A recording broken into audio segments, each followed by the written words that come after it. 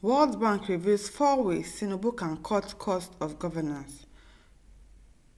And now to the news in full. World Bank lists 4 ways Tinubu can cut cost of governance.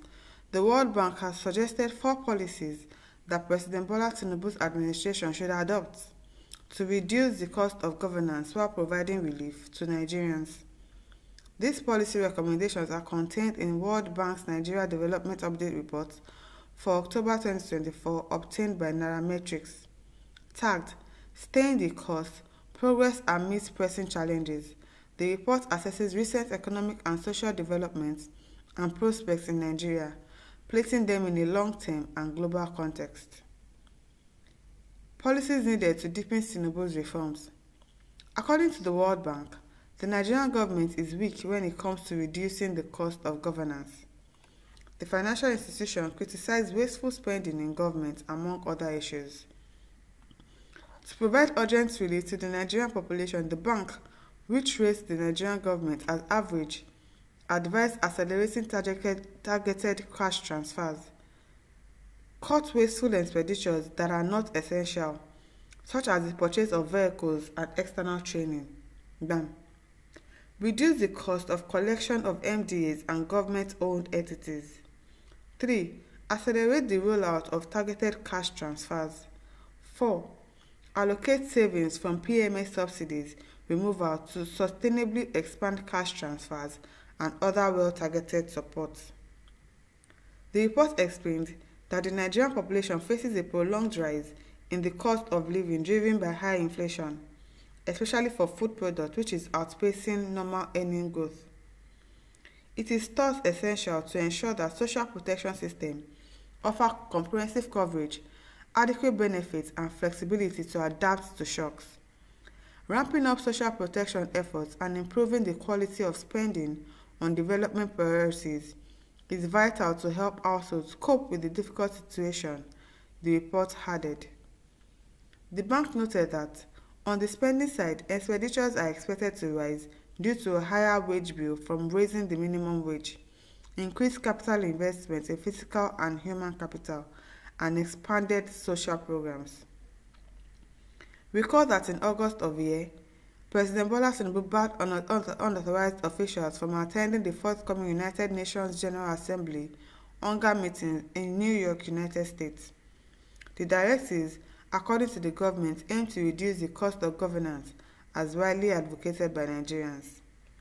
The directive follows less than a year after the presidency was criticized by several Nigerians for its bloated number of delegates at the COP28 Climate Summit in Dubai, United Arab Emirates, UAE.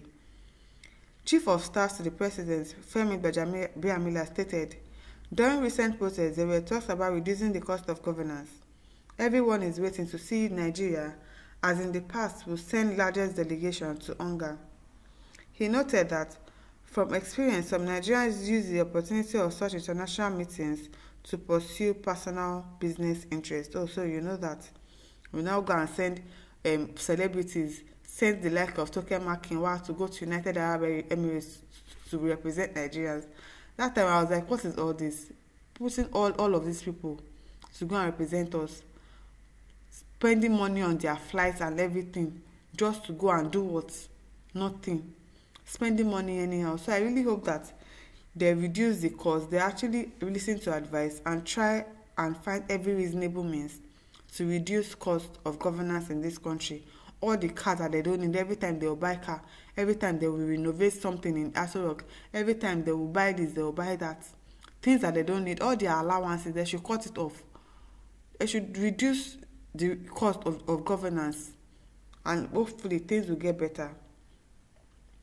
Emmanuel Onakalu says, reducing the cost of governance for President Tinubu will be extremely difficult for a government seeking political patronage ahead of 2027 election, as well as the bloated indulgence of the government to wasteful spending for the exquisite comfort of its elites, as its government has no effective plan to cushion the hardship it's imposed on us due to the subsidy removal, except to offer us hopes of failed expectations, where even senators on 30 million naira salary are complaining it is insufficient.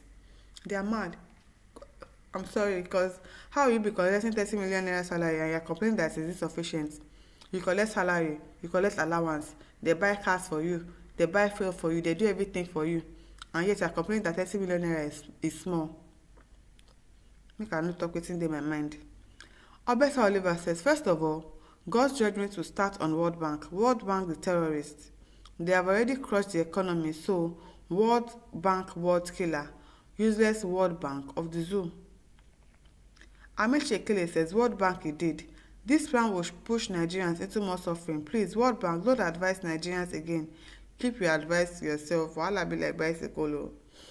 Odigwe says, World Bank is being hypocritical when it comes to African affairs. Is it not the same bank that said Tinubu have put Nigerians on the path of recovery? So hardship and backwardness is economic recovery in sight of senior staff of World Bank. William Ojo says, World Bank policy is destroying our country, Nigeria. Hey, wahala. Daniel Ebe says, the World Bank is Nigeria's problem. It will not be well with the World Bank. Engineer Thomas Oke says, World Bank, you are the enemy of Nigeria. Reset your data to allow our local currency to pick up. Loki Ekonye says, World Bank, don't advise them. Just continue borrowing Nigerian government money. Oh.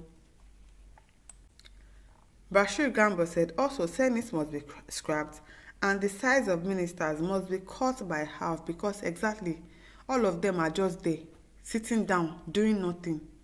They should really reduce them and remove all the senators because they are not doing anything. They just go there to clap their hands, to knock the table, argue, fight, mock Nigerians, and go to their house, collect salary, collect allowance. They really need to be scrapped. They need to be scrapped because they are not doing anything in that place. They are not doing the job they are supposed to do.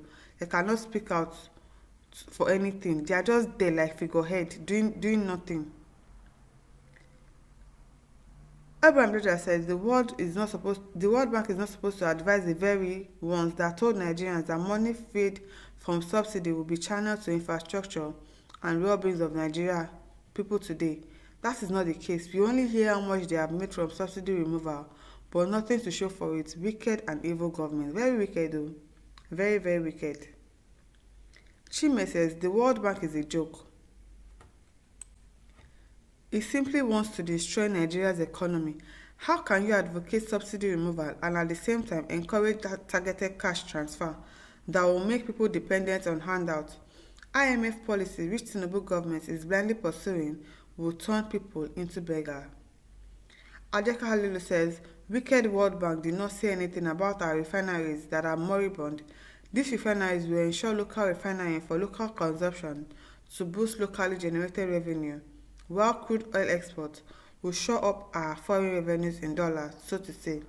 For now, all savings via subsidy removal will end up in 2 or 3 pockets via corruption, and Nigerians will suffer for nothing at the end of it all. It is really well with our country, Nigeria. It is well. My listeners, over to you. Leave your thoughts in the comment section. Do not forget to like, to share, and to subscribe to our YouTube channel.